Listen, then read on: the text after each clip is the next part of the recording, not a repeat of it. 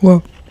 Hello everyone, my name is Nana and today we are going to talk about TikTok and why I think it's not the problem. I rented a hotel room for a solid 8 and to film this video, mostly for a solid 8, and I'm so shy to talk loud because I think they can hear me outside. Getting out of my comfort zone.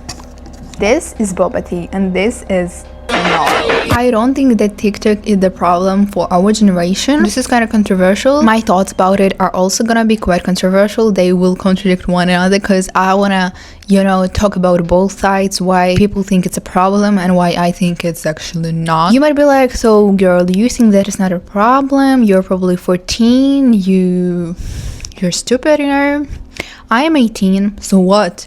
Don't age shame me, okay? I'm not guilty that I look 12. I think it's important. I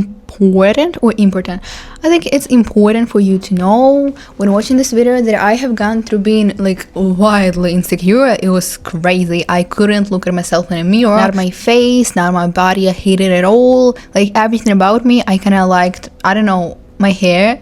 When I straightened it, that's it. I hated everything about myself. It was 3 to 2 years ago, and right now I am in love with myself, but it's not I'm the best and you're all shit. Why do you think this is important for you to know? So you just think that oh no, there's gonna be a spoiler. We'll talk about it a bit later. So I made some notes on my phone and I'm literally filming on my phone, so wait a minute. First point is that I don't use TikTok on regular basis. I download it, spend 2 hours in it, and I delete it for 2 months or more. And also sometimes I use it to screen record some TikToks for my videos. You may have seen part of these screen recordings in other of my videos about OF, for example. It's not I'm a really active user, and the problem is that 2 years ago I also hadn't been using it at all, almost and I was wildly insecure. Oh, it's hard for me to even think about those times. Mentally, it's hard. Right now, I also don't use TikTok, and I'm confident, so where is the difference? TikTok doesn't affect it at all.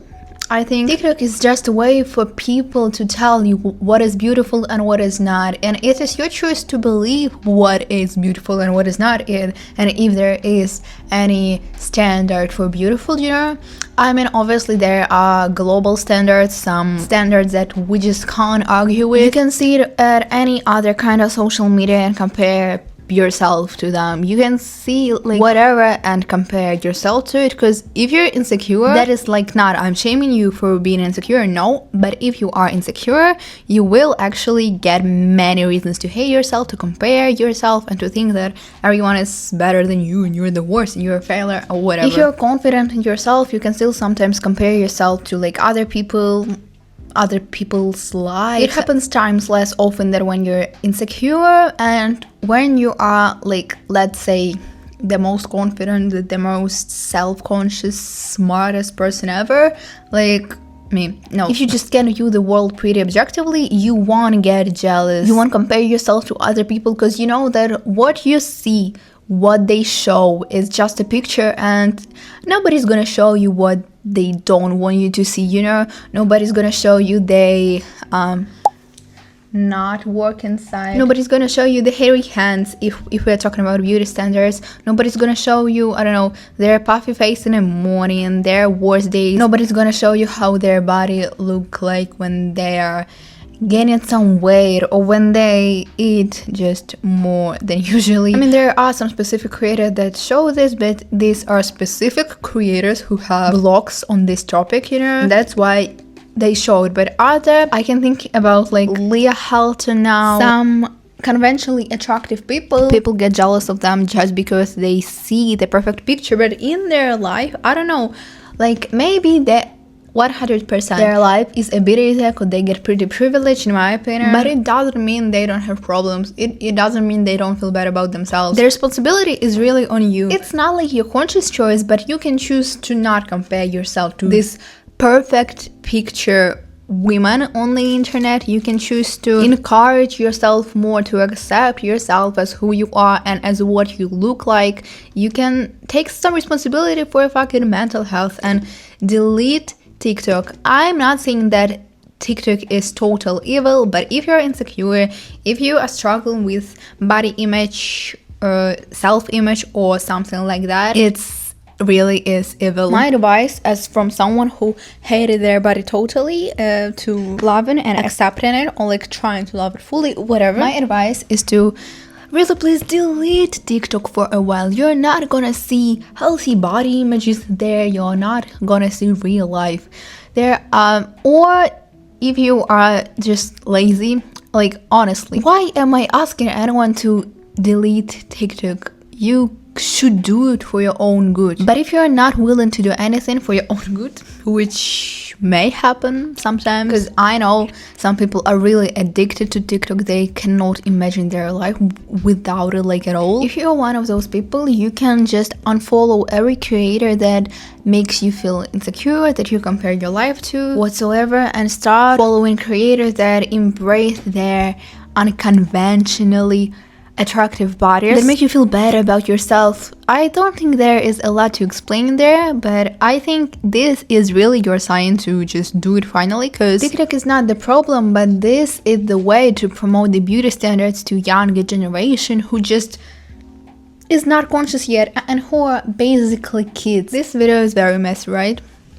I want to change the setting. The hotel I booked is insane. We're gonna talk about beauty standards, babe. So actually the name of this video is TikTok is not the problem, and I love how people on YouTube, like mostly on YouTube, demonize it, called TikTok the evil and all of that, but actually it's quite a useful tool, as we just talked about it, that you can find a lot of tutorial there, a lot of information that you need, some explanation of some facts, some studying material sometimes. Recently I was thinking about going to Turkey, which I will manifesting, I'm finessing, and I was able to find videos of that hotel that I was interested in on TikTok, and where else could I ever find it if not on TikTok? On YouTube? No. It's one thing to see pictures of hotel you're going to, and another to see actual videos. This is a tool.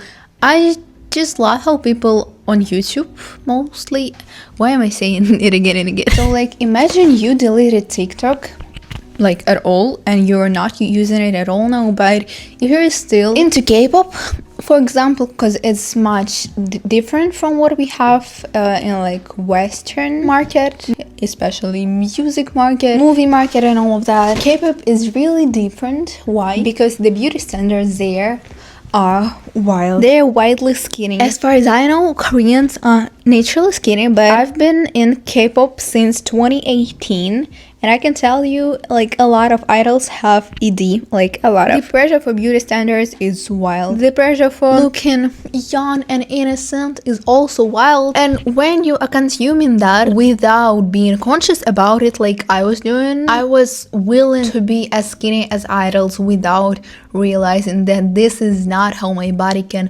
naturally look by its nature. The key is that I can't be that skinny at the same time being healthy, but also I don't have to, and you don't have to either. The wild beauty standards K-pop promote you, and you are just probably don't realize it at all. Maybe you realize it, but you can't do anything about it because it's already in your mind. You already want to be extremely skinny, glass skin like Wonyeon or whatever. You gotta realize that this is all just a picture. And I can tell you also, as I mentioned, as someone who's been into K-pop for since 2018, these idols who are pressured to stay skinny body, with perfect skin, with perfect lashes, with perfect hair, acting perfectly or whatever, they are unhappy.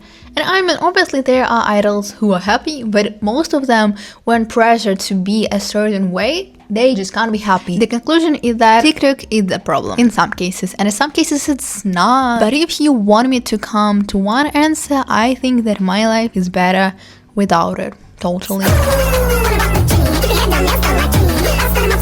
Please rate this video by the messiness scale from 1 to 10. I think it's like 9.5. Thank you so much for watching. Share your thoughts in the comments. See you later. Bye.